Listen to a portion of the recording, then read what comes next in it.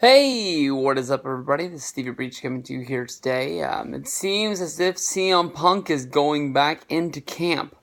It seems like he's going to be training for his second UFC fight.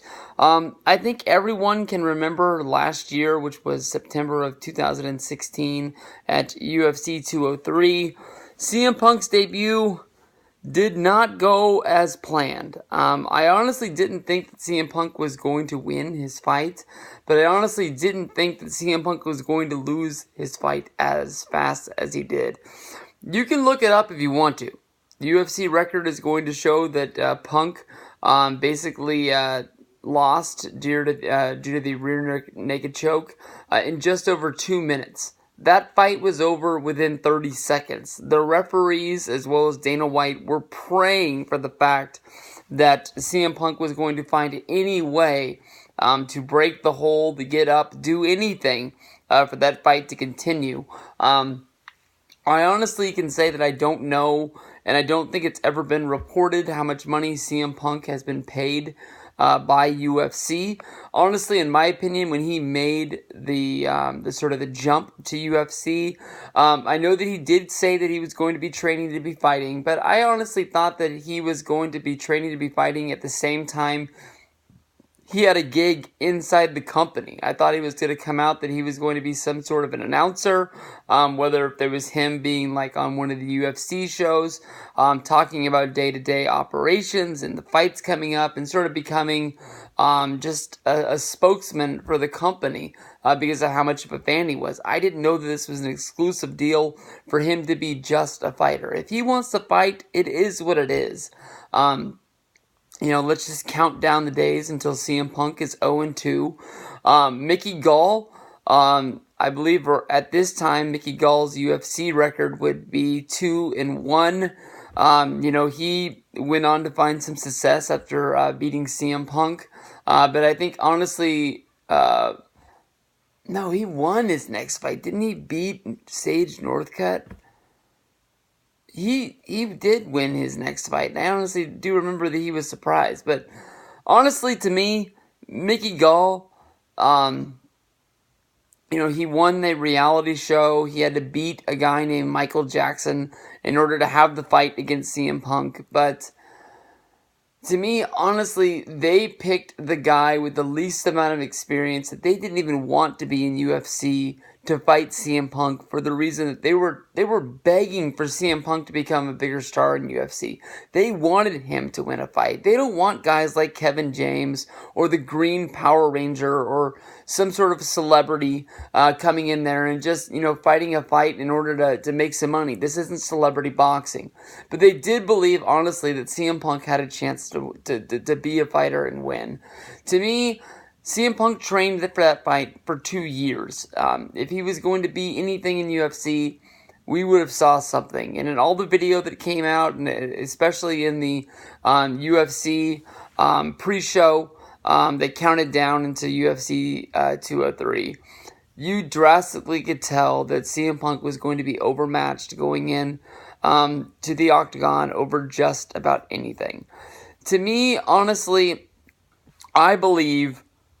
I wish that CM Punk would just go back to wrestling. I know that I just made a video talking about Neville walking out of WWE this week, and it's basically saying you can't make somebody do something that they don't want to do.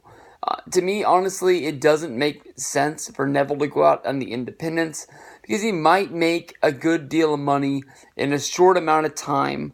But I think that, honestly, Neville's rate of stardom is not going to work into being long-term success. He's not going to be Cody Rhodes. He's not going to be the Young Bucks. I think that, honestly, going back and wrestling as Pac on the indies is only going to go so far. CM Punk, when he walked out of the company, WWE wanted him to be the number 3 guy in the company. They wanted to be, Roman Reigns number 1, John Cena number 2, and those could be debatable. At WrestleMania 30, Roman Reigns was still a part of the Shield. It was in the works that he was going to get there. But Daniel Bryan was their champion. He beat Randy Orton and he beat Batista in the main event, as well as beating Triple H. And they didn't want any of those 4 guys to be in that top echelon. But CM Punk was going to stick on as number 3. You can see that, since CM Punk had dropped the championship and wasn't the champion anymore, even when he was the champion, he never was that main guy, that CM Punk was always in the mix, but never really at the top. He wanted to be at the top, and I think that's why he did leave. Every day that we don't get a CM Punk return, it becomes less and less possible, honestly, for it to happening. I know that he can honestly come back and have one match, but I think, the window shuts a little bit every day that it's not going to happen. And he might just be stubborn enough that it never is going to happen. To me, honestly, the one good thing that is going to come out of this UFC fight is I think that CM Punk's contract with UFC was for 2 fights. There was a point, honestly, when Punk said that he wanted to fight.